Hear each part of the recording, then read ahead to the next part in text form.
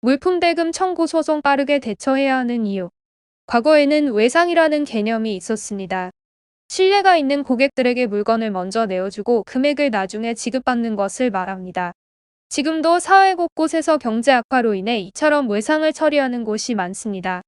외상은 상호 간의 신뢰 관계가 없다면 처리하기 힘든 문제이고, 신뢰가 있었다 할지라도 이와 같은 행위가 반복적으로 이루어졌다면 법적 갈등을 피할 수 없다는 것을 아셔야 합니다. 조금이라도 잘 풀어나가기 위해서는 그에 맞는 대처가 필요하고, 올바르게 이끌어갈 수 있는 상황을 마련해 주는 것이 좋습니다. 오늘은 이와 관련하여 물품 대금 청구 소송을 알아보도록 하겠습니다. 최근 유명 가수 A씨가 귀금속 대금 미납 논란에 휩싸이면서 대중의 관심이 쏠렸습니다.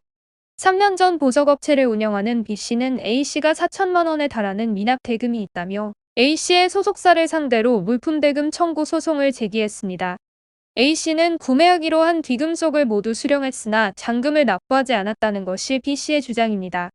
재판부는 귀금속 거래 당사자가 A씨의 소속사라고 할 수 없고, 거래 상대는 A씨로 봐야 한다면서 원고 측의 패소를 결정했습니다. 이에 B씨는 A씨를 상대로 다시 물품 대금 청구 소송을 제기하였고, 이에 재판부는 잔금과 그에 상응하는 이자까지 지급하라고 판결을 내렸습니다. 물품 대금에 관한 소송은 개인 사이뿐만 아니라 기업 간에도 빈번하게 발생합니다. 북한의 한 기업이 한국 기업을 상대로 물품 대금 청구 소송을 제기한 사건이 있었습니다. 북한의 시 기업은 2010년 체결한 계약에 따라 한국의 기업인 D사에 2,600톤의 전기아연을 납품했으나 대금 중 일부를 받지 못했다고 제기한 소송인데요. D사는 중국에 있는 중개업체를 통해 물품 대금을 모두 지급했다는 입장을 밝혔고, 재판부는 이를 받아들여 C사 측에 패소 판결을 내렸습니다. 이에 C사는 결과를 받아들일 수 없다면서 즉각 항소할 입장을 밝혔습니다. 물품 대금의 경우에는 소멸시효 기간이 정해져 있습니다. 해당 기간을 넘기게 되면 사실상 지급받을 방법이 없기 때문에 처리가 어렵습니다. 그렇기에 조금이라도 잘 정리하기 위해서는 해당 기준에 따라 빠르게 대처를 해주는 것이 중요합니다. 이처럼 대금 지불과 관련한 채권 추심은 언제든지 가능한 것이 아닙니다. 대금 채권 중 사용료나 이자, 부양료 등의 채권은 3년이라는 시효가 존재합니다. 물품 대금 청구 소송과 같은 사안은 민사 소송으로 이어지게 됩니다. 민사 사건의 경우에는 우리가 생각하는 것처럼 간단히 처리되는 과정이 아닙니다. 꽤 오랜 시간 걸리는 싸움이고, 잘 못 지나치거나 변수를 대비하지 못하여 계속해서 재판을 준비하는 과정에서 소멸시효가 끝나버리는 경우도 있습니다.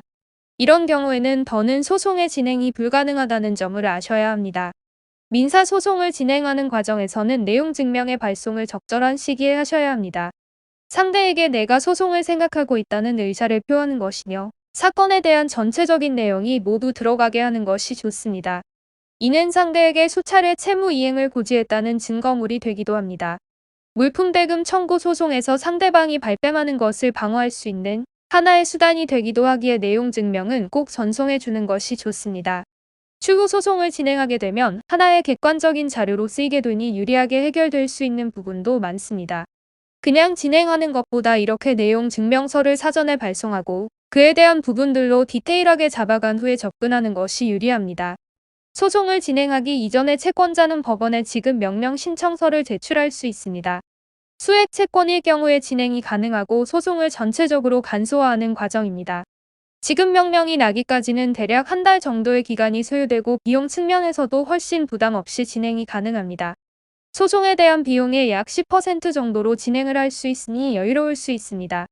물품 대금 청구 소송 과정에서 지급 명령이 확정된다면 법원에서 확정 판결을 받은 것과 동일한 효력을 가지므로 이를 토대로 강제 집행 절차도 진행을 할 수 있기에 합법적으로 받아갈 수 있습니다. 빌려준 물건에 대한 대가를 받고자 마음먹었다면 가압류 조치도 진행하셔야 합니다. 상대가 재산을 은닉해버리게 되면 사실상 승소를 하더라도 받을 수 있는 길이 없습니다. 나에게는 하나의 자산이나 다름없는 것이기에 돈을 받지 못하는 상황은 최대한 방어해야 합니다. 그러기 위해서라도 가압류 조치는 신속하게 이루어지는 것이 좋고, 이를 위해서는 각자에게 맞는 상황으로 문제를 풀어나가야 합니다. 가압류에 대한 분위기를 상대가 눈치챌 경우 재산을 처분하는 일도 있습니다. 그렇기에 섣부르게 행동하시기보다는 법률 대리인을 통한 상담으로 보다 빨리 마무리를 짓는 과정을 알아보시는 것이 유리합니다.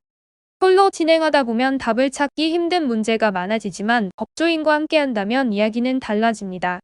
물품대금 청구 소송은 금원이 얽혀있는 내용이기에 더욱더 신중하셔야 합니다. 개인의 피해나 억울함 때문에 무턱대고 도전하시거나 접근하시게 되면 좋은 결과를 엿보기가 힘들고 오히려 피해는 늘어날 수 있다는 사실을 아셔야 합니다. 보다 나은 결과를 위해서는 꼭 법률 대리인을 통한 상담이 필요하니 법률사무소 R과 같은 조력자를 찾아보셨으면 합니다. 법률사무소 AL에서는 전문 변호사가 직접 카카오톡을 통해 무료 법률 상담 서비스를 진행하고 있습니다.